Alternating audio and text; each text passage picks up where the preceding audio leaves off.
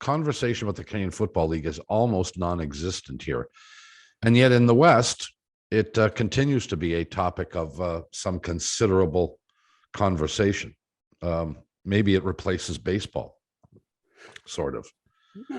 I think it's got its own. I think it has its own place. You know, Steve and I lived in Calgary for a long period of time, and believe it or not, you know, the Stampeders and the Flames were used in the same sentence an awful lot in that time.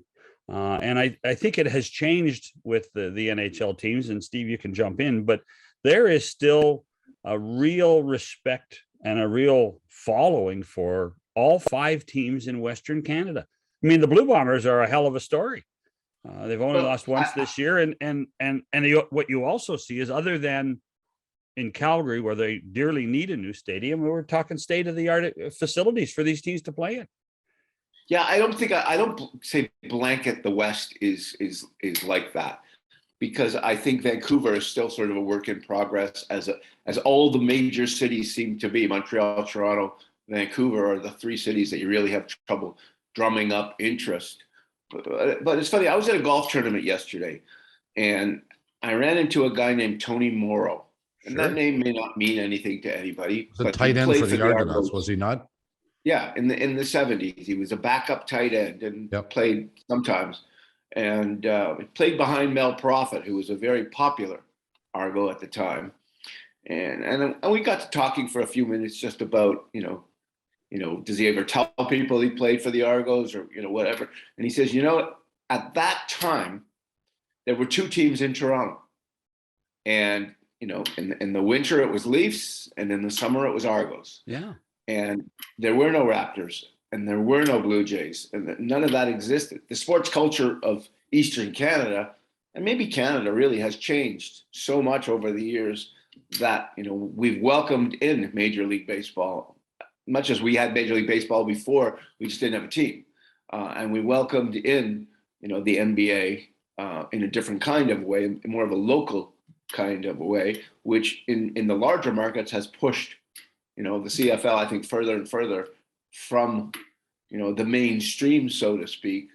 But Western Canada, you look at Winnipeg and Saskatchewan and Edmonton, I put those 3 sort of in a place by themselves. And then you have Calgary, still popular, and Vancouver, where it's a work in progress.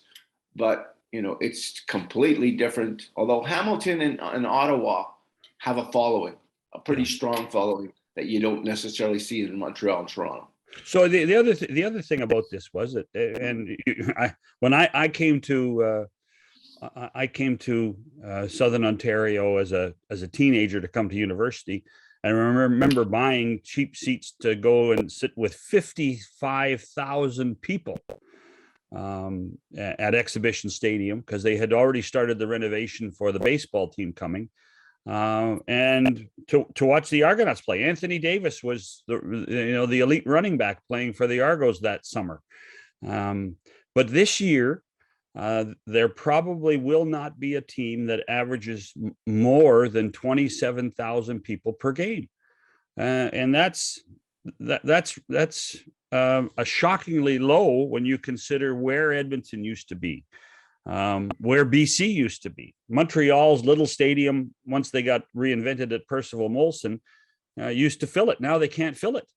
When the Argos moved to BMO Field, I honestly thought that this might be their salvation. I thought that this is a great stadium, and it's an easy place to get to, relatively speaking, in a pretty busy city, and the great football facility sometimes brings the people in. And so I sent an email to a bunch of friends. I sort of cleared my email list and said, I want to buy season tickets. I want to get a group together. I want to pack a section. And for the first season, we had 36 people. I thought that was an amazing. We went to the Argos. We picked our 36 seats. We have great seats on the 40-yard line. This is, I think, year 4. We have 8 left. Wow. Everybody's dropped out. They don't care about the team. They don't follow the team. There's no buzz about it. The stadium is half empty at every game. And so what I thought was going to be like Montreal and Hamilton, when, you know, if you build it, they will come, didn't happen in Toronto, and I'm not sure it will ever happen in Toronto. And I think when you look at the league, you almost have to separate, you know, the 9 franchises and say, okay, the Argos are what they are. Everybody else, do your business. Well, in April 7th, 1977, the Blue Jays played their first game at Exhibition Stadium. And of course, I was involved. I was the PA announcer for that game.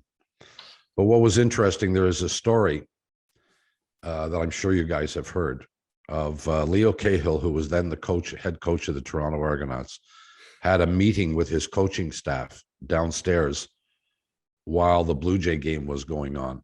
And all they could hear was the pounding of feet on the ground and, you know, the cacophony of noise upstairs from the 44,000 or whatever were at that game. And Leo looked at his coaching staff allegedly and said, boys, this is day one of the new era. It will never be the same. Mm-hmm. And it was prophetic because it wasn't after that. It was the arrival of something that was much bigger than the Canadian Football League took over. And it was at that point where they were drawing 33,000 plus for every game, Argo game, that things changed. I always look at 1983, I think, as the turning point in, if you want to call it, Toronto sports history. Because in 1983, the Blue Jays started to be competitive. Mm-hmm. And I think the Argos won the Grey Cup. Yeah, they did. If I'm not mistaken. Yeah, Bob Obilovich's team, yeah. It was the first Grey Cup in like 30 years. It was crazy, successful, exciting, came from nowhere. So they win the Grey Cup, and within a year, the Jays are in pennant races. And by 1985, they're a champion, you know, of their division. And so at that point, it's like having a graph. There's that point where the intersecting line, the line crosses. That's what happened between the CFL and baseball in Toronto, and maybe in Canada at that time. Baseball went in one direction, football went in the other. And despite little bumps of interest or excitement along the way in Toronto, it's essentially a dead issue now.